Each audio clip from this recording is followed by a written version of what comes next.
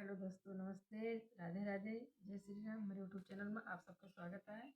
बहुत प्यारा गीत सुनाओ चलते ही, देवी गीत है। आप सबका अच्छा लगे तो कमेंट बॉक्स में जरूर बताएं, ज़्यादा से ज़्यादा शेयर करिए, लाइक सब्सक्राइब सपोर्ट जरूर करिए। मैया कहवा लगायू बड़ी देर, भवनवा में आवा चली। मैया कहवा लगायू बड़ी देर, भवनवा में आवा चली। मैया कहवा लगायू बड़ी देर, भवनवा में आवा चली। तोहरे बिना मैया मलिया न आवे, तोहरे बिना मैया मलिया न आवे।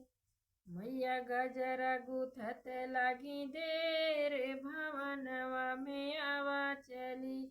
मैया गजरा गुथत भाई देर, भवनवा में आवा चली। मैया कहवा लगायू बड़ी देर, भवनवा में आवा चली। मैया कहवा लगायू बड़ी देर, भवनवा में आवा चली। तोहरे बिना मैया कहरा न आवे, तोहरे बिना मैया कहरा न आवे।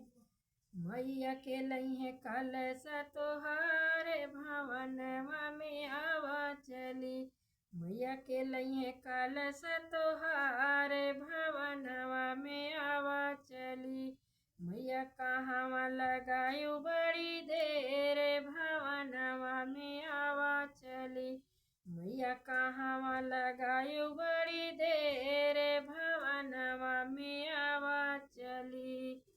तोहरे बिना मैया पंडित न आवे, तोहरे बिना मैया पंडित न आवे। मैया के करिए होमिया तोहारे, भवनवा में आवा चली। मैया के करिए होमिया तोहारे, भवनवा में आवा चली। मैया कहवा लगायू बड़ी देर, भवनवा में आवा चली।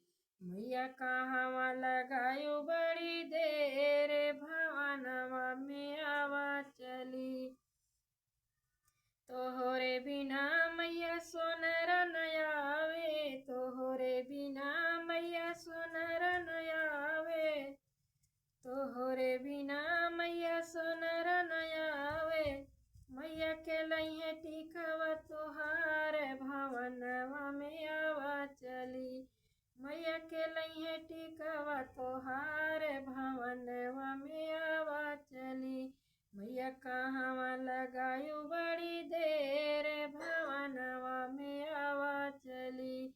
मैया कहवा लगायू बड़ी देर, भवनवा में आवा चली। तोहरे बिना मैया महारा न आवे, तोहरे बिना मैया महारा न आवे। मैया के भरिए कलश तोहारे, भवनवा में आवा चली। मैया के भरिए कलश तोहारे, भवनवा में आवा चली। मैया कहवा लगायू बड़ी देर, भवनवा में आवा चली। मैया कहवा लगायू बड़ी देर, भवनवा में आवा चली।